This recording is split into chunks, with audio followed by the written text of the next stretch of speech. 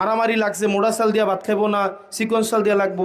Phone দিছে সেহরিতে আপনার কোন একটা গ্রামের, আমি নাম বলতেছি না, অসম্মান বোধ হবে। আমার কথা হয়েছে ব্যান্ডায় দুইটা রানতে হইব, আর বউর কথা হয়েছে না রাইতে রাইন্দা রাখবো, ব্যান্ডায় দুইটা গরম করে খাইব।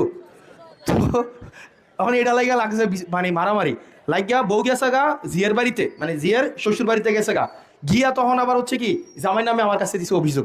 এখন আমি এই বিচার কি কইরাম কোন, মানে আপনি আমার কোন যে ব্যান্ডায় কি রান্ধন কি রাইতে রানবো নাকি হচ্ছে ব্যান্ডায় দুইটা রানবো, এটা আমি এই সমাধান আমি কি দিব বলে। এখন এই জিনিসগুলো তো আপনারা একটু সামাজিকভাবে নিজেরা একটু বসতে হবে, তাই না? তো এই জিনিসগুলো আপনারা নিজেরা বসেন, আমরা যদি সবাই ইউনাইটেড থাকি আমরা ইনশাল্লাহ সুন্দর একটা সমাজ করতে পারবো আমরা ইনশাল্লাহ। তো আপনারা ভালো থাকেন, সুস্থ থাকেন, কষ্ট করে যারা আজকে আসছেন।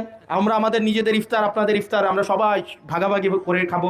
সামনে ঈদ আসছে, ঈদের আনন্দ আমরা সবাই নিজেদের মধ্যে ভাগাভাগি করে নিব, যাতে করে আমাদের নিজেদের মধ্যে কোনো বৈষম্য আমরা না থাকি। সরকারের পাশাপাশি এই ব্যক্তি উদ্যোগগুলো চলুক, অব্যাহত থাকুক। আপনারা ভালো থাকবেন, সুস্থ থাকবেন। আর ব্যান্ডাইতের ভাত রান্দারান্দি করে মারামারি করিয়েন না। আপনারা যারা আছেন মুরব্বীরা, জেডারা, চাচারা, ব্যান্ডাইতে যদি জেডিরা একটু আগে রাইন্দালায় কোনো সমস্যা নেই, একটু গরম করা খাইয়া নিয়ান, মানাই নিয়ান। আর অথবা আপনারা একদিন নিজেরা ব্যান্ডাইত উইটটা রাইন্দা জেডিরার একটু ডাক দেন যে 40 বছর তো আমার রাইন্দা খাওয়াইছস, আমি আবার একটু তোমার রাইন্দা খাওয়াইছি, ঠিক আছে রে? একটু নিজের কাজটা একটু নিজে করেন, একদিন ইফতার বানায়েন, পারবেন? একদিন এই অনেকে তো 20-25 বছর ধরে সংসার করেন না, আপনারা ইফতার বানাইছেন না কোনো দিন? একদিন একটা কাজ করেন, বাসার কাজটা একটু উল্টা করেন।